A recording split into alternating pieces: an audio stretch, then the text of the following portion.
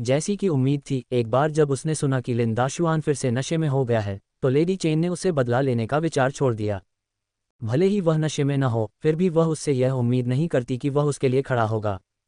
वह अच्छी तरह जानती थी कि वह कभी उसका पक्ष नहीं लेगा। तुम्हें ये याद रखना है, दूसरे लोगों के बारे में कम बात करना, और अगर मैं, लिन लानहुआ, ये फिर से सुनूंगी तो मैं तुम्हें भी रसोई के चाकू से काट दूंगी। लानहुआ दौड़ी, अपना हाथ उठाया और किसी को काटने की हरकत की नकल की।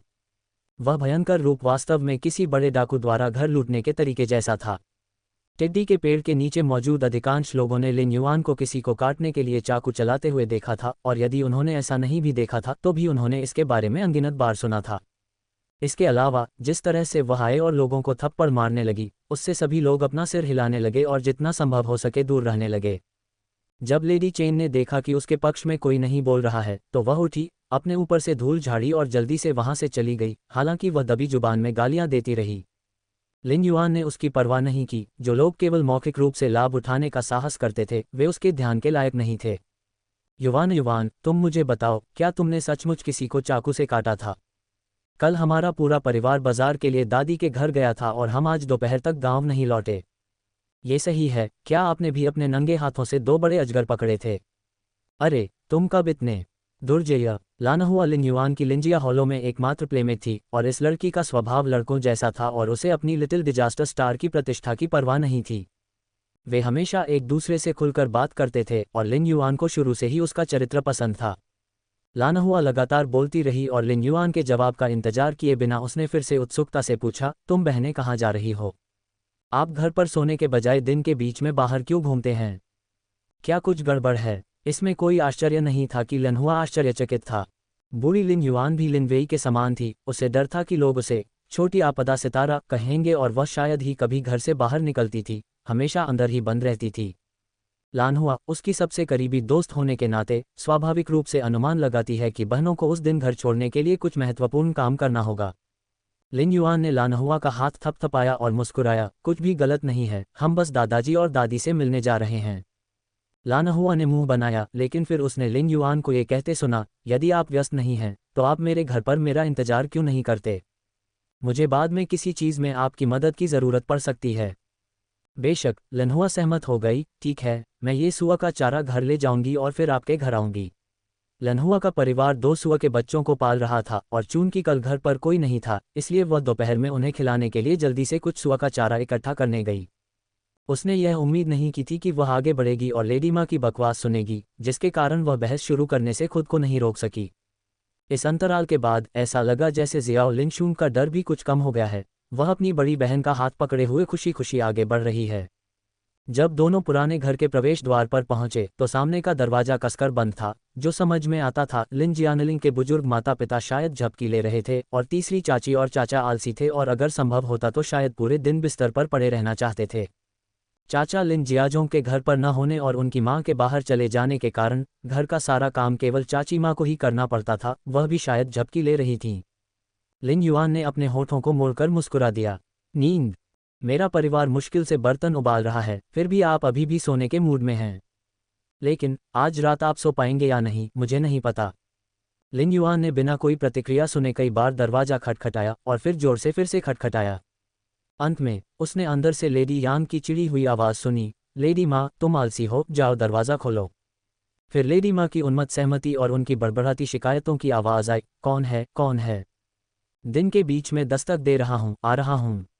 लिन युआन ने एक मीठी मुस्कान दी और दरवाज़ा खुलते ही लेडी माँ को प्यार से पुकारा, चाची, यह मैं हूँ, युवान युवान। जैसे ही लिन युआन को लेडी माँ की हैरान अभिव्यक्ति याद आई, उसे देखकर डर के मारे उसके चेहरे पर आंसू आ गए। वह अपने मुंह के कोनों को ऊपर की ओर मोड़ने से खुद को नहीं रोक सकी। हालांकि अब वह मुस्कुरा नहीं सकती थी, क्योंकि उसके सामने जो दृश्य था वह वास्तव में थोड़ा अतिरंजित था। उसके आने की खबर सुनकर बुजुर्ग दंपति लिन जियानलिंग और उनकी पत्नी तथा तीसरे भाई का परिवार मुख्य कमरे में इकट्ठा होने में बस उतना ही समय लगा जितना एक स्टीम्ड बन खाने में लगता था। मुखिया जी मेज के पास बैठकर अपनी सूखी तंबाकू की पाइप पीते रहे और एक शब्द भी नहीं बोले। ये तथ्य कि वह भौहें चढ़ाए हुए था और लगातार अपने पाइप को मेज पर पटक रहा था, सभी को बता रहा था कि बूढ़ा आदमी नाखुश था और विशेष रूप से बेहद उसे छोटी आपदा स्टार को देखना नहीं चाहता था। लेकिन लेडी यांग खुद को रोक नहीं सकी और जैसे ही उसकी नज़र लिन युआन पर पड़ी, उसने गुस्से से उसे डांटना शुरू कर दिया। तुम छोटे आपदा स्टार अभी भी दिखाने के लिए चेहरा है। ये सही है, क्योंकि आपने अपने तीसरे चाचा पर रसोई का चाकू चलाने का साहस किया, तो आप क्या करने का साहस नहीं करेंगे? क्या तुम आज हम लोगों को, अपने दादा दादी को चाकू मारकर मार डालने के इरादे से आए हो? लिन युआन ने अपने होठों पर बेकाबू मुस्कान को छिपाने की कोशिश में अपना सिर नीचे कर लिया था। ये शब्द सुनकर उसने आज्ञाकारी भाव से अपना सिर हिलाया। लेडी यांग ने इस रवैये को पश्चाताप और माफ़ी मांगने का प्रयास समझ लिया और वह और भी अधिक अहंकारी हो गईं तथा उनके शब्द और भी अधिक आक्रामक हो गए। मैं वास्तव में नहीं जानता कि उस बेकार चीज़, लेडी लियू, ने आपको कैसे पाला है। आपने वह कुछ भी नहीं सीखा जो आपको सीखना चाहिए था, लेकिन आपने उन सभी चीज़ों में पूरी तरह से महारत हासिल कर ली है जो आपको नहीं सीखनी चाहिए थी। मैंने बहुत पहले कहा था कि उस महिला का विवाह हमारे परिवार में नहीं होना चाहिए था, लेकिन निकम्मे दूसरे भाई ने उससे विवाह करने पर जोर दिया। वह किस काम की है? वह एक पूरा अंडा भी नहीं दे सकी, जिससे परिवार को नुकसान ही हुआ। घाटे में चल रहे माल से भरा पूरा परिवार। हम घाटे में चलने वाली वस्तु नहीं हैं, और न ही मेरी माँ। जियो लिनशून किसी को अपनी माँ और बहनों के बारे में बुरा भला कहते हुए नहीं सुन सकती थी, और उसने तुरंत अपने छोटे से मुंह से जवाब दिया। इस प्रत्युत्तर से लेडी यांग पूरी तरह से क्रोधित हो गईं, और यहाँ तक कि लिन जियानलिंग, जो बैठकर धूम्रपान कर रहे थे, क्रोधित हो गए और उन्होंने अपने तंबाकू पाइप को पहले से अधिक जोर से खटखटाया। शुरुआत में तीसरे बेटे का परिवार एक तरफ खड़ा रहा और बोलने की हिम्मत नहीं जुटा पाया। जिस तरह से लिन युआन ने एक दिन पहले किसी से लड़ाई की और चाकू से हमला किया, उससे वे अभी भी भयभीत हैं। लेकिन थोड़ी देर बाद ये देखकर कि लड़की ने बस अपना सिर नीचे कर लिया और डांट सहन कर ली, उन्होंने सोचा कि उसे अपनी गलती का एहसास हो गया होगा। कल का दिन शायद गुस्से के एक क्षण से अधिक कुछ नहीं रहा होगा। उन्होंने सोचा कि अगर आज उसे थोड़ी और हिम्मत दी जाए तो भी वह दोबारा ऐसा करने की हिम्मत नहीं करेगी। लिन युआन द्वारा पीटे जाने और अपनी प्रतिष्ठा धूमिल होने के बाद घर पहुंचने पर ली फैंग ई को अपने ही पति से ठंडे व्यवहार का सामना करना पड़ा। इस अपमान को सहन न कर पाने के कारण वह तुरंत ही अपने पति के हाथ पर धक्का मारती हुई रोने लगी। लिन जियाक्सियाओ का चेहरा काला पड़ गया और उसने जियो लिनशून की नाक की ओर इशारा करते हुए डांटना शुरू कर दिया। तुम्हारी हिम्मत कैसे हुई, इतनी छोटी लड़की, अपनी दादी से बात करने की? क्या तुम भी बड़ी होकर अपनी बड़ी बहन की तरह लोगों पर चाकू चलाओगी? मैं आज तुम्हें नहीं छोड़ूंगा। तुम्हें ये सीखने के लिए एक अच्छे सबक की जरूरत है कि इस घर में बॉस कौन है। लिन जियाक्सियाओ ने अपनी आस्तीन चढ़ाई और जियो लिनशून की ओर बढ़ा, लेकिन इससे पहले कि वह दूर जाता, उसने देखा कि लिन युआन ने अचानक अपना सिर उठाया। उसकी निषेधात्मक आंखें उस पर ठंडी रूप से टिकी हुई थीं, जिससे उसके रोंगटे खड़े हो गए। उसके पैर की उंगलियों में दर्द होने लगा। लिन जियाक्सियाओ ने अपनी गर्दन पीछे की ओर सिकोड़ ली। उसके पैर वहीं जम गए, हिलने की हिम्मत नहीं हुई। वही आंखें, ये बिल्कुल वैसी ही नज़र थी जैसी उसने तब दिखाई थी जब उसने उस पर चाकू से हमला किया था। लिन जियाक्सियाओ के पैर कमज़ोर हो गए और वह अपनी पत्नी पर झुक गया। तुम्हारे तीसरे चाचा तुम्हें अनुशासित करने की जहमत नहीं उठा सकते। बताओ, आज तुम किस लिए आए हो? क्या आप फिर से किसी को हैक करने नहीं आए हैं? एक ठंडी हंसी के साथ लिन युआन ने अपना सिर घुमाया और अभी भी बैठे लिन जियानलिंग को संबोधित किया, जो धूम्रपान कर रहा था। दादाजी, लिन युआन के घर पर अनाज खत्म हो गया है, मैं कुछ अनाज लेने आई हूँ। फिर उसने लेडी यांग की ओर सिर घुमाया। दादी, मेरे पिता की दवा खत्म हो गई है, कृपया मुझे कुछ चांदी दे दो, मुझे अपने पिता के लिए दवा लेनी है। उसने कहा, ले लो, न कि मांगो, जिसका तात्पर्य था कि लिन युआन का घर पुराने निवास से अनाज और चांदी का हकदार है। लेकिन सिर्फ इसलिए कि वह इसे उस तरह से देखती थी, इसका मतलब यह नहीं था कि अन्य लोग भी ऐसा ही सोचते थे। उसके इतना कहते ही लेडी यांग ने जोर से चिल्लाना शुरू कर दिया, अनाज चाहिए, चांदी चाहिए।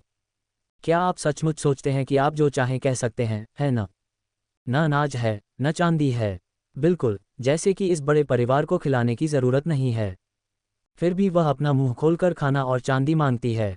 लेडी माँ ने अपने होंठ भींच लिए। वह कहना चाहती थी कि दैवीय औषधि भी लकवाग्रस्त व्यक्ति को ठीक नहीं कर सकती और कोई भी औषधि लेने का कोई फायदा नहीं है, लेकिन ससुराल वालों की उपस्थिति के कारण वह जोर से बोलने की हिम्मत नहीं कर पा रही थी, इसलिए वह केवल अपने मन में ही बुदबुदा सकी। ली फैंग ई ने भी मजाकिया लहजे में कहा, ओह, कोई तो वाकई दुस्साहसी हो गया है, जो यहाँ भोजन और चांदी की मांग करने के लिए अकड़ कर आया है। क्या अब भी तुम्हें बुजुर्गों की परवाह है? उसकी। अगर वह बड़ों के प्रति सम्मान समझती, तो क्या वह मेरे पास चाकू लेकर आती? लिन जियाक्सियाओ अपनी पत्नी का हाथ अपने हाथ में लिए हुए लिन युआन से सुरक्षित दूरी बनाए हुए था। ऐसा लग रहा था कि लिन युआन द्वारा पहले किए गए चाकू के हमले से वह गंभीर रूप से आहत था, क्योंकि उसने थोड़े समय में ही कई बार इस बारे में बात की। समूह में बारी बारी से बहस होती रही, लेकिन लिन युआन चुप रहा। वह बस लिन परिवार के मुखिया लिन जियानलिंग को चुनौती भरी निगाहों से देखता रहा। यदि वह गलत नहीं होती तो बूढ़ा आदमी उसकी मांगों को मान लेता, पारिवारिक स्नेह के कारण नहीं बल्कि अपनी इज्जत बचाने के लिए। लाओसन ने अपनी भतीजी को बेचकर गांव में काफी हलचल मचा दी थी, और यदि यह बात फैल गई कि उन्होंने अपने ही रिश्तेदारों की इतनी उपेक्षा की है कि वे भुखमरी या भीख मांगने पर मजबूर हो गए हैं, तो बूढ़ा आदमी अपनी प्रतिष्ठा को अलविदा कह सकता था। निश्चित रूप से लिन जियानलिंग ने अपने तंबाकू के पाइप को खटखटाया और लिन युआन बहनों की ओर देखे बिना ही तिरस्कारपूर्वक कहा, मालिक के घर जाओ, आधा बुशल पिसा हुआ मकई का आटा ले जाओ और उसे दे दो। लेकिन पिताजी, लेडी यांग ने आपत्ति जतानी शुरू की, लेकिन घूरकर चुप करा दिया गया। हालांकि लिन जियानलिंग ने तंबाकू के पत्तों को दबाते हुए कहा, कोई चांदी नहीं होगी। उसकी आवाज में उदासीनता ने लिन युआन के दिल में रिश्तेदारी की आखिरी झलक को बुझा दिया। बूढ़े आदमी को वास्तव में अपने बेटे से ज्यादा अपने स्वाभिमान की परवाह थी। यदि वह सचमुच अपने बेटे से प्यार करता तो क्या वह उसकी दवा के लिए पैसे रोक लेता? लेडी माँ ने बगल से देखा, अपनी बाँह घुमाई और अपने पूरे शरीर को पीछे की ओर खींचती हुई बाहर निकली। मकई के आटे का वह आधा बुशल अभी अभी पिसा गया था और उसने चुपके से उसमें से कुछ अपने लिए निकालने की योजना बनाई। लिन युआन ने कोई ध्यान नहीं दिया, वह मकई के आटे के एक छोटे से आधे बुशल के लिए वहां नहीं थी। दादाजी, आप पैसे से कैसे बाहर हो सकते हैं? आपकी पोती को याद होगा, मेरे पिताजी हर महीने एक टाइल चांदी घर लाते थे, कभी कभी तो 2 टाइल भी। और चाचा, वह श्रीमान हैं। मकान मालिक काओ के घर में अकाउंटेंट के रूप में काम करते हुए वह हर महीने 2 टाइल चांदी कमाता था, जिसमें मुख्य घर से मिलने वाली इनामी चांदी की गिनती भी शामिल नहीं थी। यदि आप रिवॉर्ड सिल्वर जोड़ते हैं, तुम छोटी सी बदतमीज, तुम्हारे चाचा की सारी चांदी नेटवर्किंग पर खर्च हो जाती है। उसके पास कोई चांदी नहीं बची है, मैंने तो उसे घर में चांदी लाते भी नहीं देखा। लेडी माँ, जो अभी अभी दरवाजे पर पहुंची थी, जैसे ही उसने लिन युआन को अपने पति के मामलों के बारे में बात करते सुना, वह वापस भागी। उसका धूप से झुलसा चेहरा चिंता से चुकंदर की तरह लाल हो गया। लिन युआन अपनी रक्षात्मक प्रतिक्रिया से बता सकती थी कि चीजें निश्चित रूप से वैसी नहीं थी जैसा लेडी माँ ने दावा किया था। लाओसन का घराना भी मूर्ख नहीं था, उन्होंने एक दूसरे की आंखों में संकेत देख लिया, लेकिन कुछ नहीं कहा। आखिरकार उन्होंने भी कोई चांदी का योगदान नहीं दिया था। हालांकि यदि बूढ़ा आदमी बॉस के घर को चांदी दे रहा था तो वे सिर्फ हाथ पर हाथ धरे नहीं बैठे रहेंगे, वे अपना हिस्सा भी मांगेंगे। बॉस की पत्नी, तुम इतनी नाराज क्यों हो गई हो? जाओ, किनारे खड़े हो जाओ। लेडी यांग को यह दावा बर्दाश्त नहीं था कि उनका पैसा पूरी तरह से बॉस के परिवार द्वारा कमाया गया है, मानो वे पैसेहीन हों। सुनो लिटिल डिजास्टर स्टार, तुम्हारे पिताजी जो पैसा लाए थे वह बहुत पहले ही उनके इलाज पर खर्च हो चुका है। क्या आपको लगता है कि उसका पैर ईश्वरीय भाग्य से बच गया? यदि आपकी दादी यहाँ शहर के हर डॉक्टर से भीख मांगने के लिए नहीं दौड़ रही होती, तो क्या आपको लगता है कि वे डॉक्टर किसी देहाती व्यक्ति का इलाज करने की जहमत उठाते? अब तुम मुझसे चांदी मांगने आए हो। कोई नहीं है, चाहे आप कुछ भी कहें। दादाजी, मुझे लगता है कि आपने मुझे गलत समझा है। मैं आज सिर्फ भोजन के लिए नहीं आया हूँ, ये भविष्य के बारे में भी है। मकई के आटे का वह आधा बुशल केवल 3 या 4 दिन तक ही चलेगा।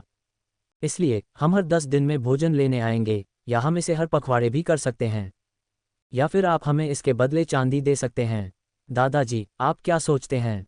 तुम्हारा क्या मतलब है? ली फैंग ई, जो सबसे जल्दी समझ गया, उसे लगा कि कुछ तो गड़बड़ है। मेरा मतलब यह है कि जैसा कि दादी ने कहा था, मेरे पिताजी का पैर तो बच गया, लेकिन वे न तो हिल सकते हैं और न ही काम कर सकते हैं। हमारे परिवार में कोई भी ऐसा नहीं है जो मजदूरी कर सके, और इसलिए भोजन का कोई स्रोत नहीं है।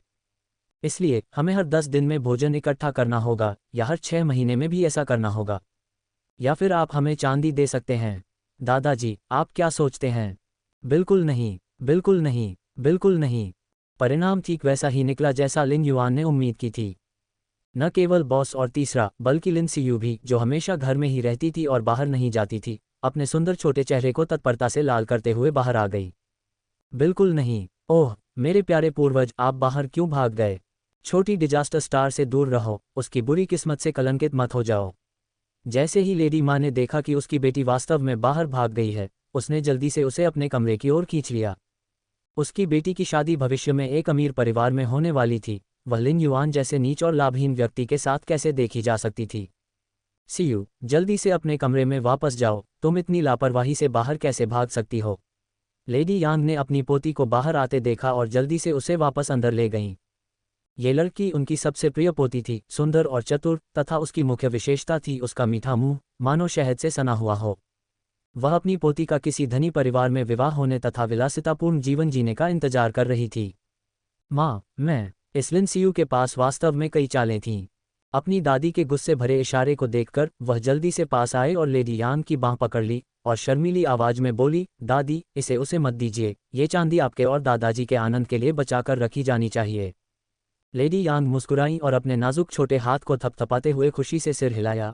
आप अपने दादा दादी की सबसे अधिक परवाह करते हैं, उस छोटे आपदा स्टार की तरह नहीं, जो हमेशा एक लेनदार की तरह होता है, हमेशा भोजन या पैसा चाहता है। लेडी यांग के आश्वासन के बाद लिन सियू का दिल भी शांत हो गया। उसने अपनी माँ से बहुत समय पहले इस बात पर चर्चा की थी कि दादी के पैसे दहेज के लिए बचाकर रखे जाने चाहिए, इसे यूं ही कैसे दे दिया जा सकता है। लिन युआन की ओर तिरस्कार भरी मुस्कान के साथ लिन सियू अपना सिर उठाए और कमर हिलाते हुए चली गई। जियो लिनशुंग ने अपनी चचेरी बहन की पीछे हत्ती हुई आकृति की ओर जीभ निकाली और मुंह बनाया। गांव में हर कोई कहता था कि उसकी चचेरी बहन सुंदर है, लेकिन वह ऐसा बिल्कुल नहीं सोचती थी। इस बारे में बात करते हुए लिन सियू लिन युआन के समान उम्र की थी, लेकिन लिन युआन के विपरीत सियू जानती थी कि लेडी यांग का पक्ष कैसे जीता जाए, और यहाँ तक कि उसका नाम भी एक ज्योतिषी द्वारा चुना गया था। लेकिन लिन युआन को उससे जरा भी ईर्ष्या नहीं थी। उसकी आड़ू जैसी आंखों को देखकर ही आप जान जाते थे कि यह लड़की भविष्य में घर पर बेचैन रहेगी। दादाजी, दादीजी और अन्य लोग सहमत नहीं हैं, आपको क्या लगता है? लिन युआन की आंखों में न तो खुशी दिखी और न ही गुस्सा, मानो उसके परिवार को खाना और चांदी देने से सभी का इनकार उसे जरा भी भावुक नहीं कर सका। लिन जियानलिंग ने आखिरकार पहली बार इस लड़की को ठीक से देखा। सभी ग्रामीणों ने कहा कि ओल्ड लिन परिवार में सबसे सुंदर लड़की सियू थी और गांव में कोई भी अन्य लड़की उसकी सुंदरता से मेल नहीं खा सकती थी। हालांकि करीब से निरीक्षण करने पर लिन जियानलिंग को यह महसूस करने से नहीं रोका जा सका कि लिटिल डिजास्टर स्टार के पतले चेहरे के नीचे छिपी हुई कोमलता कुछ ऐसी थी जिसका मुकाबला सियू नहीं कर सकती थी। फिर भी इस मामूली एहसान ने लिन जियानलिंग के निर्णय को प्रभावित नहीं किया। ओल्ड लिन परिवार के पास अभी भी 4 पोते पोतियों का पालन पोषण करना था और एक पोती की शादी एक धनी परिवार में होनी थी जिसे दहेज की जरूरत थी। वह कुछ पोतियों के लिए लड़कों के भविष्य को खतरे में नहीं डाल सकते थे, जो गांव की महिलाओं से अधिक कुछ नहीं बनने वाली थीं। इसके अलावा चूंकि उनके दूसरे बेटे का पैर वास्तव में अपंग था, तो शायद परिवार को विभाजित करने का समय आ गया था। लेकिन वह गांव वालों की उपेक्षा के बिना परिवार को कैसे बांट सकता था? लिन जियानलिंग दुविधा में पड़ गए और अंततः कुछ शुष्क शब्द बोल ही पड़े, 1 महीना, भोजन का 1 भाग। तो दादाजी, आप हमें हर महीने कितना खाना देने की योजना बना रहे हैं? मेरे परिवार में अब 2 वयस्क और 3 बच्चे हैं, और 2 महीने से कुछ अधिक समय में मेरी माँ एक छोटे भाई को जन्म देगी। तब तक हमारे परिवार को निश्चित रूप से और भी अधिक भोजन की आवश्यकता होगी। मेरी माँ कमजोर है और निश्चित रूप से उसके लिए दूध नहीं ला पाएगी, इसलिए मैं अपने छोटे भाई को भेड़ का दूध पिलाने के लिए एक भेड़ पालने की योजना बना रही हूँ। दादाजी, आपको भेड़ों के लिए भी पैसे शामिल करने होंगे। लिन युआन ऐसे बोल रही थी जैसे वह एक मासूम बच्ची हो जो दुनियादारी से अनजान हो और लिन जियानलिंग को सुनने के लिए अपनी उंगलियों पर गिनती कर रही हो। इससे पहले कि वह बात पूरी करती, लिन जियानलिंग का चेहरा हरा हो गया। ली फैंग ई खुद को रोक नहीं सका और उसने भी तमाशा बनाना शुरू कर दिया। अभी भी बकरी का दूध पी रहे हो? जब मैंने एक साथ 2 लड़कों को जन्म दिया तो मैंने कभी भी उन्हें बकरी का दूध पिलाने के लिए एक नानी बकरी पालने के बारे में कुछ नहीं कहा।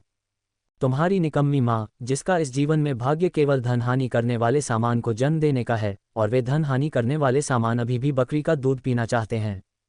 हास्यास्पद। पिताजी, दूसरे भाई के परिवार की 3 लड़कियां हमारे ओल्ड लिन परिवार से कर्ज वसूलने के लिए यहाँ आई हैं, और यह छोटी आपदा स्टार भी, जल्दी करो और उसे बाहर निकालो।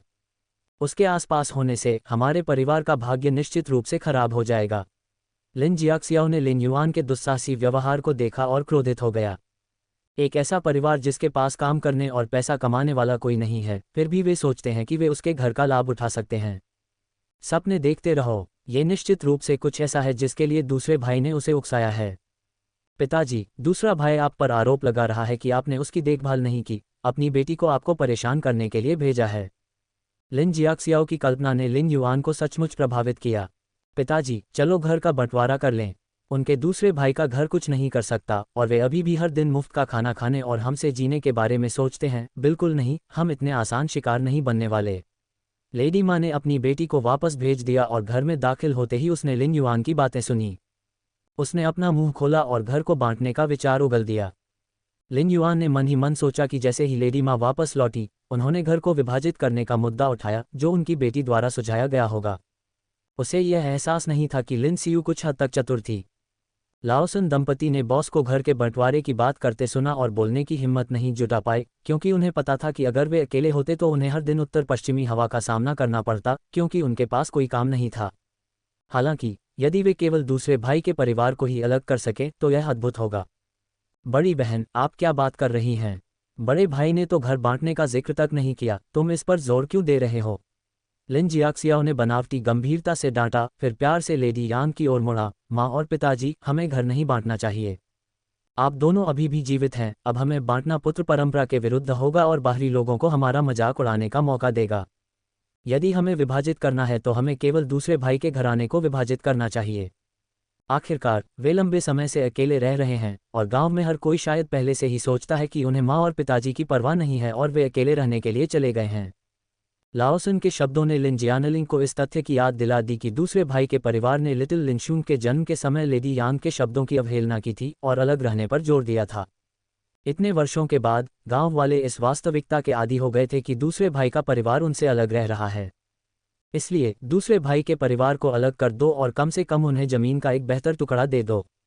भले ही वे स्वयं खेती न कर सकें, लेकिन इसे दूसरों को किराए पर देने से वे भूख से मर नहीं सकेंगे। एक बार परेशान होने के बाद लिन जियानलिंग को अचानक प्रकाश दिखाई दिया। हालांकि उन्हें यकीन नहीं था कि दूसरे भाई का परिवार इस व्यवस्था के लिए सहमत होगा या नहीं। सहमत हूं, लिन युआन ने इसके लिए लंबे समय से योजना बनाई थी। आप अलग हो या नहीं, इससे हमारे परिवार को कोई फर्क नहीं पड़ता, हम निश्चित रूप से अलग होने जा रहे हैं। ठीक है, छोटी छोटी। लिन जियानलिंग ने लिटिल डिजास्टर स्टार शब्द बोलने के लिए संघर्ष किया, लेकिन वे बस बाहर नहीं आए और ऐसा था जैसे वह अपनी पोती का नाम याद नहीं कर सके। लेडी यांग, जो कई दशकों से उनके साथ थीं, अपने पति के विचारों को अच्छी तरह जानती थीं और उन्होंने तुरंत उनके कान में फुसफुसाकर यह बात कही।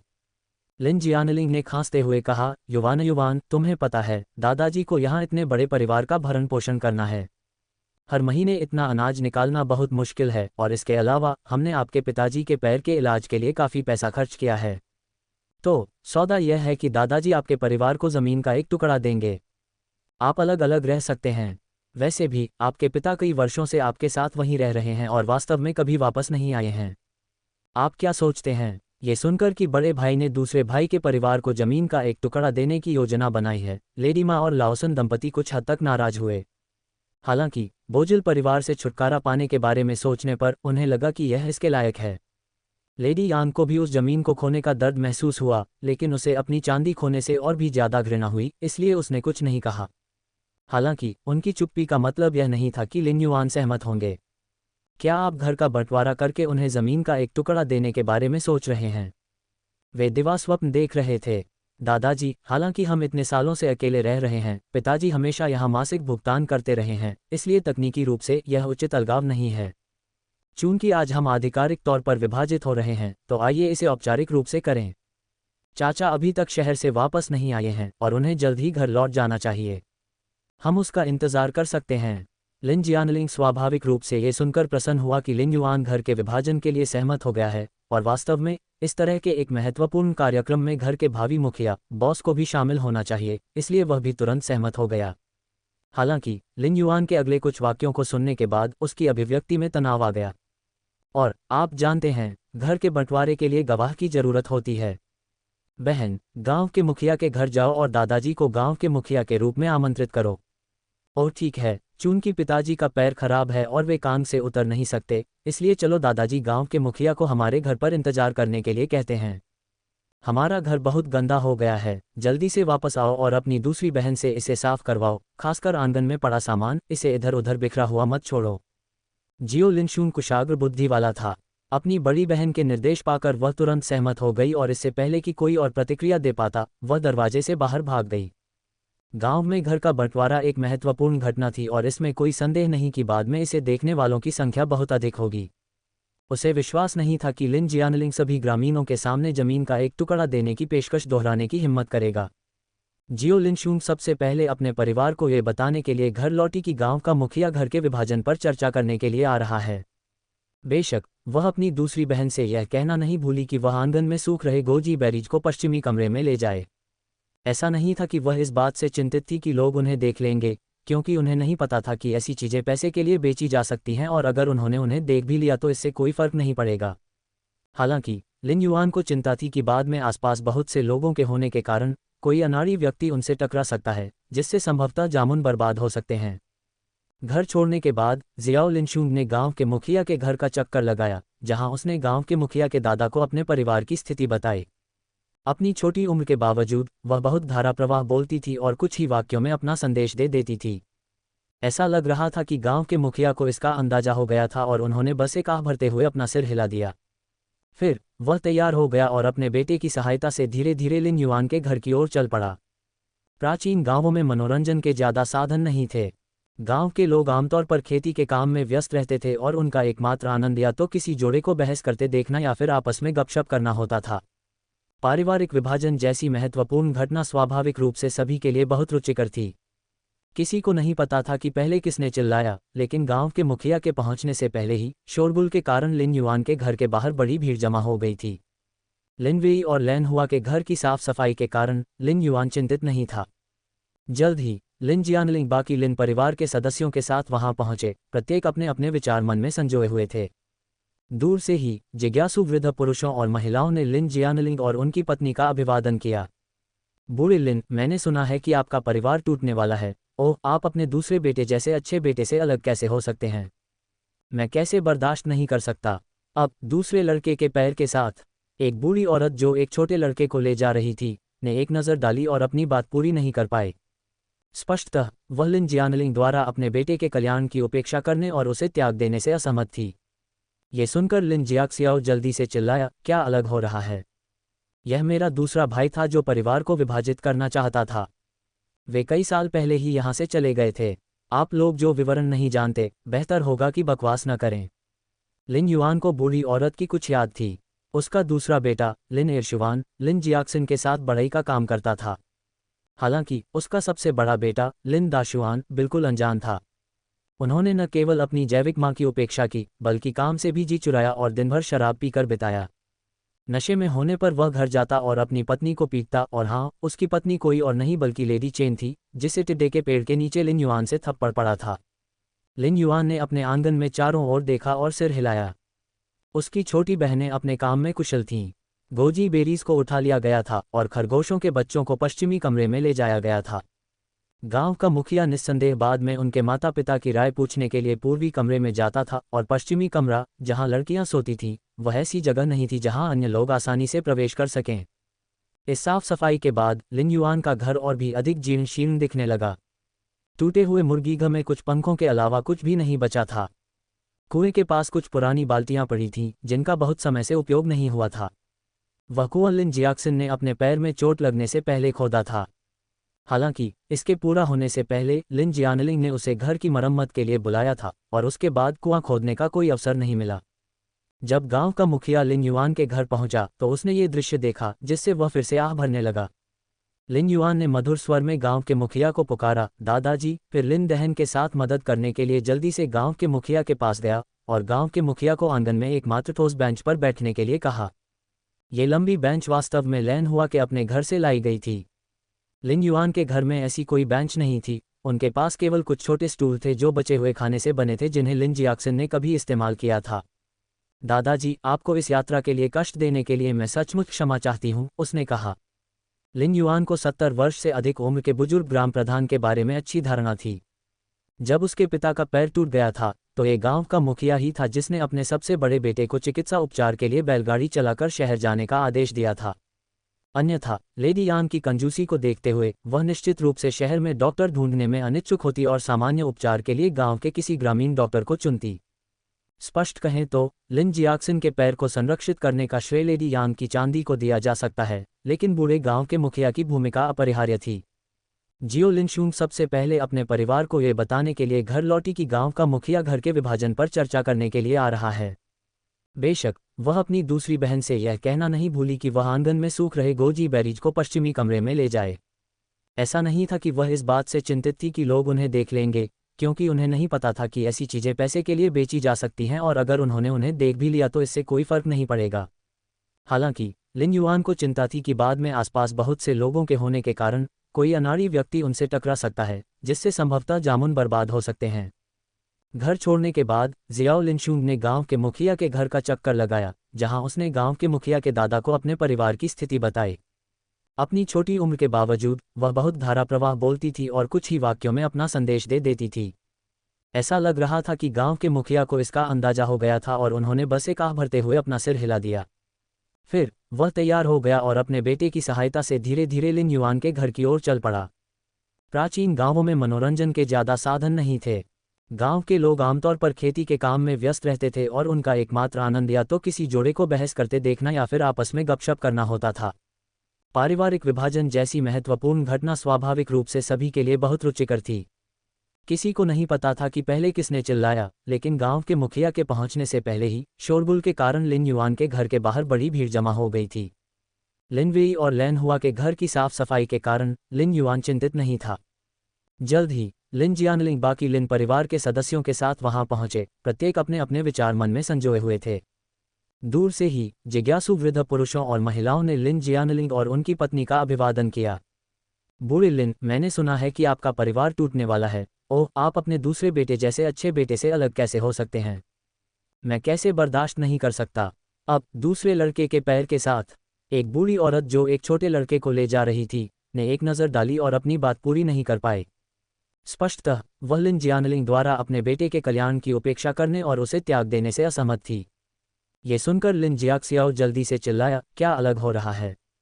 यह मेरा दूसरा भाई था जो परिवार को विभाजित करना चाहता था। वे कई साल पहले ही यहाँ से चले गए थे। आप लोग जो विवरण नहीं जानते, बेहतर होगा कि बकवास न करें। लिन युआन को बूढ़ी औरत की कुछ याद थी। उसका दूसरा बेटा लिन एरशुआन लिन जियाक्सिन के साथ बढ़ई का काम करता था। हालांकि उसका सबसे बड़ा बेटा लिन दाशुआन बिल्कुल अनजान था। उन्होंने न केवल अपनी जैविक मां की उपेक्षा की, बल्कि काम से भी जी चुराया और दिन भर शराब पीकर बिताया।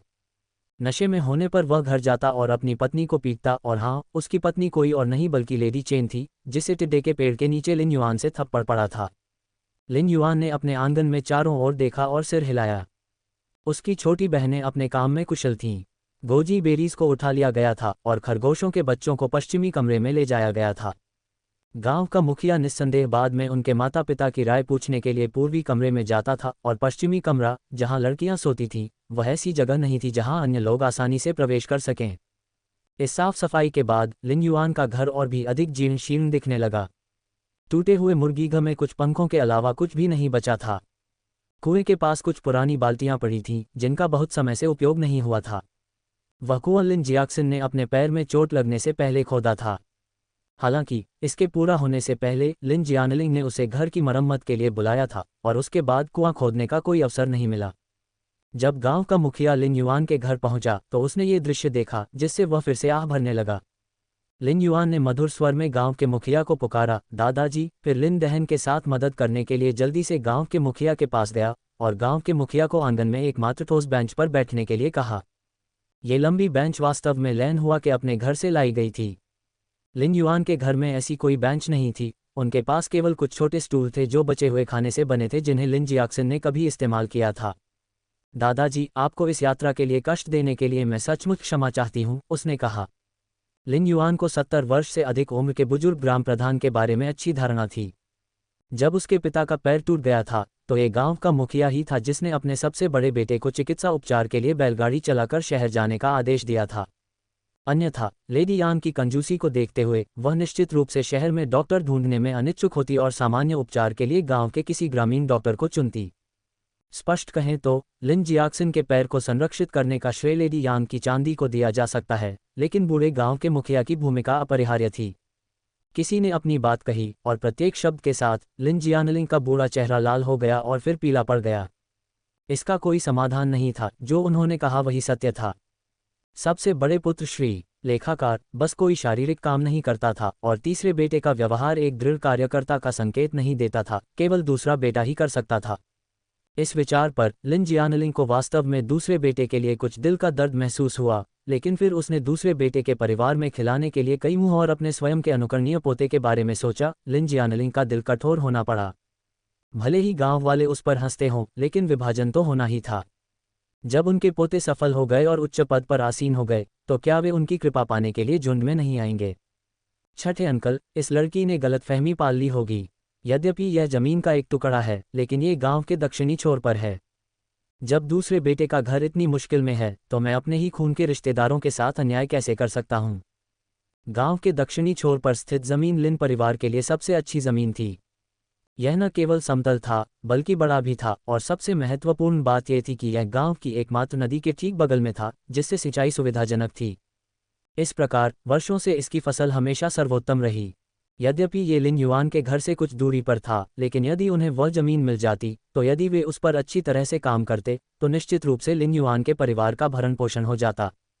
लेकिन ऐसे अच्छे भाग्य को लिन परिवार के सदस्य स्वाभाविक रूप से छोड़ने के लिए अनिच्छुक थे। अचानक कोई व्यक्ति दरवाजे से अंदर आया, एक चौकोर चेहरे वाला आदमी, जो सूती वस्त्र पहने हुए था, छात्र की हर ओर देख रहा था। लिन युआन ने नज़र घुमाए और उसे पता चल गया कि यह उसके सबसे बड़े चाचा लिन जियाजोंग थे, जो वापस आ गए थे। पिताजी, हमारा परिवार संपत्ति कैसे बांट सकता है? ये हमेशा से कहा जाता रहा है कि माता पिता के जीवित रहते बच्चों द्वारा पारिवारिक संपत्ति का बंटवारा करना बहुत अनुचित है। हम सभी भाई आपके साथ हैं, आप घर का बंटवारा कैसे कर सकते हैं? और दूसरा भाई भी हमारे माता पिता की इच्छा का उल्लंघन कर रहा है। ये कर्तव्यहीनता है। वह पहले ही अपनी माँ से झगड़ा करके तथा अपने परिवार के साथ अलग रहने के कारण पति के प्रति अनादरपूर्ण व्यवहार कर चुका है। अब परिवार की संपत्ति के बंटवारे के लिए शोर मचाना, ये सचमुच ऋषियों की शिक्षाओं के विरुद्ध है। लिन युआन ने अपना माथा रगड़ा। उसने कभी उम्मीद नहीं की थी कि उसके सबसे बड़े चाचा इतने पांडित्यपूर्ण होंगे। जैसे ही वह दरवाजे के अंदर दाखिल हुआ, उसने अनुचित ऋषि सिद्धांतों की धारा बहा दी। यदि वह सचमुच ऋषियों की शिक्षाओं पर चलता था, तो वह लेडी यांग को चांदी देने से क्यों कतराता था? वास्तव में, जैसा कि उसे याद था, वह एक पाखंडी विद्वान था जो सद्गुणों का दिखावा करता था। जैसे ही लिन जियाजोंग ने कमरे में प्रवेश किया, उसने नैतिकता का उपदेश देना शुरू कर दिया, लेकिन अधिकांश ग्रामीणों को इसे समझने में कठिनाई हुई और वे उसे सुनने के आदी नहीं थे। इससे भी अधिक, उन्होंने केवल कुछ सीख के आधार पर उसके ज्ञान के प्रदर्शन का तिरस्कार किया और उसे उपहास के साथ नज़रअंदाज कर दिया। लेडी माँ ने जल्दी से अपने पति को खींचा और उसके कान में कुछ शब्द फुसफुसाए। लिन जियाजोंग की अभिव्यक्ति गहरी हो गई, फिर साफ हो गई, क्योंकि उन्होंने अपनी आस्तीन सीधी की और पुराने गांव के मुखिया के पास जाकर गहराई से झुकने से पहले कहा, छठे दादाजी, चूंकि आज का मामला मेरे छोटे भाई द्वारा शुरू किया गया था, इसलिए उनके बड़े भाई के रूप में मैं शक्तिहीन हूँ। मैं कृतज्ञतापूर्वक यह मामला आपको सौंप रही हूँ, इस उम्मीद में कि आप निष्पक्षता से निर्णय लेंगे और किसी के साथ अन्याय नहीं करेंगे। लिन युआन को उसके शब्द उचित लगे, फिर भी वह अंदर ही अंदर खुश महसूस कर रही थी। बूढ़े गांव के मुखिया ने हाथ हिलाकर अभिवादन किया। यद्यपि वह लिन युआन के परिवार की ओर अधिक झुकाव रखता था, फिर भी वह संपत्ति के बंटवारे को निष्पक्षता से संभालता था। उन्होंने अपने सबसे बड़े बेटे लिन दहन से एक मोटी खाता बही ली, उसे पलटा और लिन जियानलिंग से पूछा, आपके पुराने घर में उत्तरी कमरे में 5 कमरे और पूर्व और पश्चिम प्रत्येक हिस्से में 3 कमरे हैं और 8 एकड़ जमीन है। अधिकार के अनुसार आपको दूसरे बेटे को 2 एकड़ जमीन और 3 विंग कमरे देने चाहिए। ये कैसा लग रहा है? लिन जियानलिंग दंग रह गया। क्या ये तय नहीं हुआ था कि वे दूसरे भाई को जमीन का बेहतर टुकड़ा देंगे? अब वे उसके घर के कमरों के बारे में क्यों पूछ रहे थे? छठे साहब, पिताजी ने कहा है कि वे मेरे दूसरे भाई को गांव के दक्षिणी छोर पर जमीन का एक अच्छा खासा टुकड़ा दे देंगे, बस इतना ही काफ़ी है। लिन जियाशियाओ को जमीन छोड़ने में कोई आपत्ति नहीं थी, क्योंकि वे वैसे भी उस पर खेती नहीं करते थे, लेकिन घर के कमरे एक अलग मामला थे। कमरे और जमीन दोनों का बंटवारा होना ही चाहिए। बूढ़े गांव के मुखिया ने उनकी प्रतिक्रिया का अंदाजा लगा लिया था और दृढ़ता से बोले, श्रीमान छठे दादाजी, ऐसा लगता है कि अगर दूसरा बेटा स्वेच्छा से हार मान लेता है, तो हमें विभाजित होने और अलग घरों में जाने की जरूरत नहीं है ना? लिन जियाजोंग ने सच कहा। पुराने गांव के मुखिया मूल रूप से दूसरे बेटे के परिवार के लिए और अधिक लड़ना चाहते थे, लेकिन ये कथन सुनने के बाद वह मदद नहीं कर सके, लेकिन सिर हिला दिया। फिर उसने लिन युआन की ओर देखा, लड़की, तुम्हारे पिता कहाँ हैं? लिन जियाक्सिन पूर्वी कमरे के अंदर थी, लेकिन वह अपने पिता को कार्यभार संभालने नहीं दे रही थी। अन्यथा वे निश्चित रूप से उसे पारिवारिक स्नेह से बांध देंगे और उसे अधिक संपत्ति प्राप्त करने से रोकेंगे। दादाजी, मेरे पिताजी बीमार हैं। उन्होंने कहा कि परिवार को विभाजित करने का मामला मुझे ही संभालने देना चाहिए। जैसे ही ये शब्द लिन युआन के मुंह से निकले, लिन परिवार की ओर से कई लोगों ने अपना विरोध जताया। एक युवा लड़की अपने परिवार के बुजुर्गों के लिए इतने महत्वपूर्ण निर्णय कैसे ले सकती है? दादाजी, मेरी अभी शादी नहीं हुई है। क्या मैं अपने परिवार के मामलों के लिए निर्णय नहीं ले सकती? लिन युआन ने उन लोगों की ओर नहीं देखा। वह अच्छी तरह जानती थी कि वे क्या योजना बना रहे थे, और निश्चित रूप से बूढ़े गांव के मुखिया को भी यह बात समझ में आ गई थी। बूढ़े गांव के मुखिया ने लिन युआन की चमकदार आंखों में देखा और सिर हिलाया। आप बॉस हैं। चूंकि आपके पिता सहमत हैं, इसलिए स्वाभाविक रूप से आप निर्णय ले सकते हैं। बूढ़े गांव के मुखिया के ऐसा कहने पर लिन परिवार अब उसका विरोध नहीं कर सका। लिन युआन मुस्कुराया, गांव के मुखिया दादाजी, हमें घर नहीं चाहिए। ऐसा लग रहा था जैसे उसने कुछ लोगों को राहत की सांस लेते सुना हो। हालांकि हम इन 3 कमरों को अनाज में बदलना चाहते हैं। यदि अनाज नहीं है तो उन्हें चांदी में बदलना भी ठीक है। लिन युआन ने तुरंत हौंफते हुए आवाजें सुनी। अनाज, चांदी, ये लड़की सचमुच बात कर सकती है। बूढ़े गांव के मुखिया ने सिर हिलाया, सच कहूं तो ये संभव है। फिर उसने लिन जियानलिंग की ओर देखा। अपनी स्थिति बताओ। कोई स्थिति बताइए। लेडी यांग और बॉस तथा तीसरे बेटे का जोड़ा चांदी को बांटने के लिए अनिच्छुक थे, लेकिन यदि उन्हें इसे अनाज में बदलना पड़ा तो उनके घर में इतना अनाज नहीं था। पिछले 6 महीनों से चूंकि दूसरा बेटा काम नहीं कर सका और मालिक तथा तीसरा बेटा दोनों ने खेतों में काम नहीं किया, इसलिए खेतों में उनके प्रयासों के बावजूद कोई फसल नहीं हुई। वे व्यवहारिक रूप से दूसरे बेटे द्वारा पहले दिए गए योगदान से ही जीवनयापन कर रहे थे।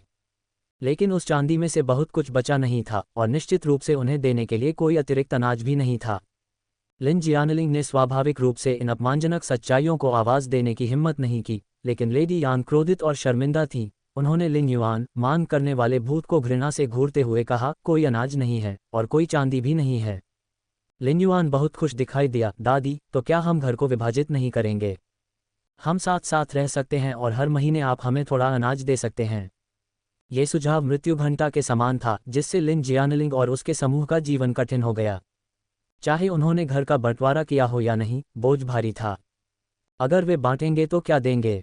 लिन जियानलिंग ने अपने दांत भींचे और दबी हुई आवाज में कहा, 3 एकड़ जमीन, 2 टन चांदी। देखने वालों की आंखें दया से भर गईं। केवल 1 एकड़ जमीन और 2 टन चांदी के बदले 3 कमरे। कितना उदार! लिन युआन ने अपना सिर हिलाया और एक शब्द भी नहीं कहा। बूढ़े गांव के मुखिया भी चुप रहे। हताश होकर लिन जियानलिंग ने कहा, हमारे घर में अब केवल 2 बोरी मक्के के दाने बचे हैं। दे दो, उन्हें एक थैला दे दो। तुम क्या कहती हो, जवान लड़की? बूढ़े गांव के मुखिया ने लिन जियानलिंग की शर्मिंदगी को नोटिस किया और इस तरह लिन युआन से पूछा। वास्तव में ये चीजें ज्यादा नहीं थीं, लेकिन उस समय लिन परिवार के लिए यह एक महत्वपूर्ण क्षति थी, जो लेडी यान के गुस्से भरे चेहरे से स्पष्ट थी। उन्होंने संभवतः पिता द्वारा बहुत पहले अर्जित की गई चांदी को बर्बाद कर दिया था। हमें उन औजारों की भी जरूरत होगी जो मेरे पिता उस समय अपने काम के लिए इस्तेमाल करते थे, उन्हें भी हमें वापस कर दिया जाना चाहिए। लिन युआन ने अंततः नरमी दिखाई। लिन युआन को हार मानते देख लिन जियानलिंग ने आखिरकार राहत की सांस ली। गांव के मुखिया दादाजी, चूंकि आज सभी लोग यहाँ हैं, युआन आपसे परिवार के विभाजन के लिए एक दस्तावेज लिखने के लिए कहना चाहता है। लिन युआन ने कहा, मेरे पिता ने कहा था कि छुट्टियों और त्योहारों के दौरान हम अपने दादा दादी के सम्मान में कुछ अनाज भेजेंगे।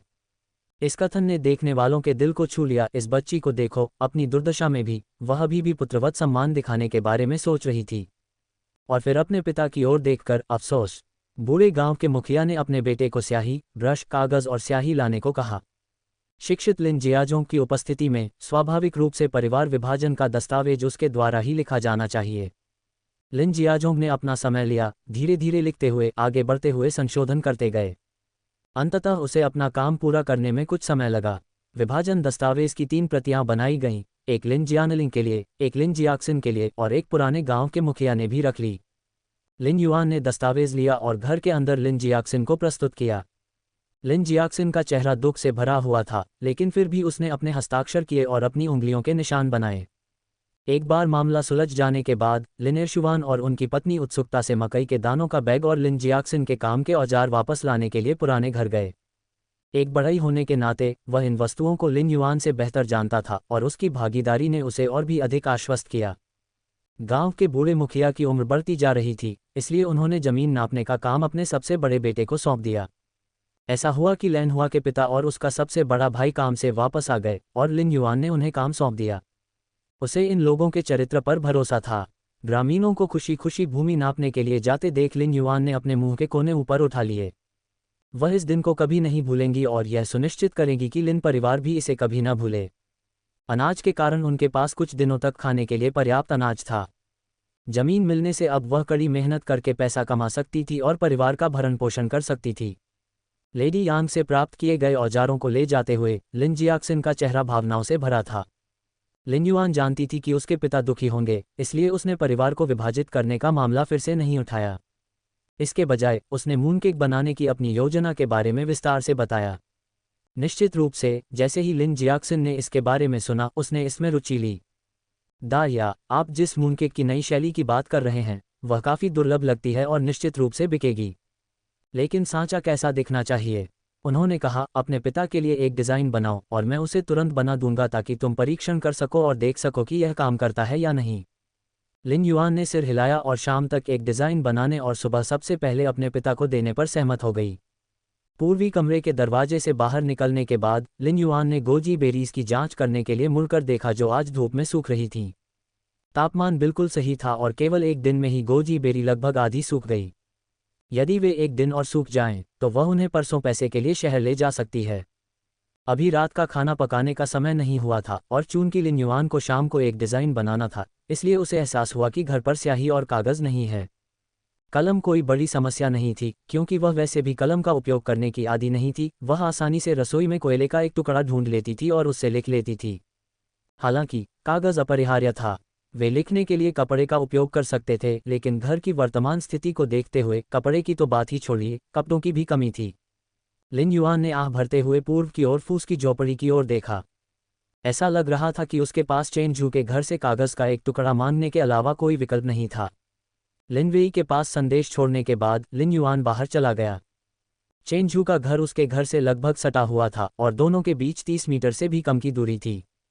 पिछले कुछ दिनों में उसके घर पर जो कुछ भी हुआ था, उसके बावजूद पड़ोस से कोई भी नहीं आया था। यदि उसे दंपति की स्थिति के बारे में जानकारी न होती, तो शायद वह सोचती कि उनके साथ कुछ घटित हुआ है। आंटी, क्या आप घर पर हैं? ये युवान है। लिन युआन लगभग रोज़ाना आती थी, लेकिन दूसरी तरफ से आने के बाद यह उसका पहला मौका था। ये घर वास्तव में बिल्कुल भी बुरा नहीं था, यह उसके घर से कहीं बेहतर था। यद्यपि बाहर से यह एक फूस की झोपड़ी जैसा दिखता था, लेकिन अंदर से यह अच्छी तरह से सुसज्जित था, विशेष रूप से पश्चिमी कमरा जिसमें मेज और कुर्सियां थीं और मेज पर रखी किताबें जो स्पष्ट रूप से चेंजू की थीं।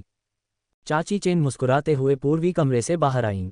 उनका स्वास्थ्य अच्छा नहीं था। ऐसा कहा जाता है कि भागने के दौरान अपने बेटे के लिए भोजन बचाने के लिए उन्होंने खुद को भूखा रखा था और कभी पूरी तरह से ठीक नहीं हो पाईं। युवान, तुम यहाँ हो। आंटी चेन के बोलना समाप्त करते ही लिन युआन ने घर के अंदर से एक दबी हुई पुरुष की आवाज़ सुनी। वह जानती थी कि यह चेन झू के पिता की आवाज़ थी। चूंकि उसकी आंखें नहीं थीं और वह गांव वालों से बहुत कम बातचीत करता था, इसलिए कोई भी उसका असली नाम नहीं जानता था, इसलिए लोग उसे बस बूढ़ा चेन कहकर बुलाते थे। बूढ़े आदमी चेन ने उसे कभी पसंद नहीं किया। उसे हमेशा लगता था कि वह उसके बेटे चेनझू के लिए पर्याप्त अच्छी नहीं है। पुरानी लिन युआन को इस बात से बहुत दुख हुआ होगा और वह खुद को हीन महसूस कर रही होगी, लेकिन वर्तमान लिन युआन को ऐसा नहीं लगेगा, खासकर तब जब वह लिटिल व्हाइट फेस को वैसे भी पसंद नहीं करती थी। जैसे कि उसने कुछ भी नहीं सुना हो, लिन युआन मुस्कुराए और बोली, चाची, मैं आपसे एक कागज़ उधार लेने आई थी। मुझे अपने पिता के शिल्पकला के लिए एक डिज़ाइन बनाने की ज़रूरत है।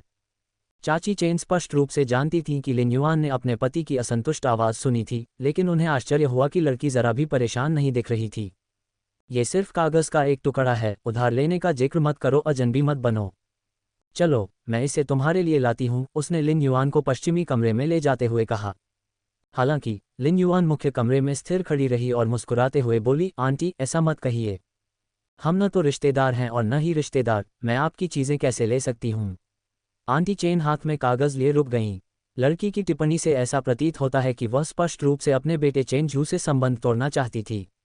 यद्यपि बूढ़े चेन के मन में लिन युआन के लिए कोई नर्म जगह नहीं थी, चाची चेन को इस युवती से बहुत लगाव हो गया था जो दिन प्रतिदिन उनसे मिलने आती थी। इस प्रकार उसने अचानक लिन युआन को कागज़ के कई टुकड़े सौंप दिए। भले ही वे मोटे थे, वे अभी भी सामान्य घरों में काफ़ी दुर्लभ थे।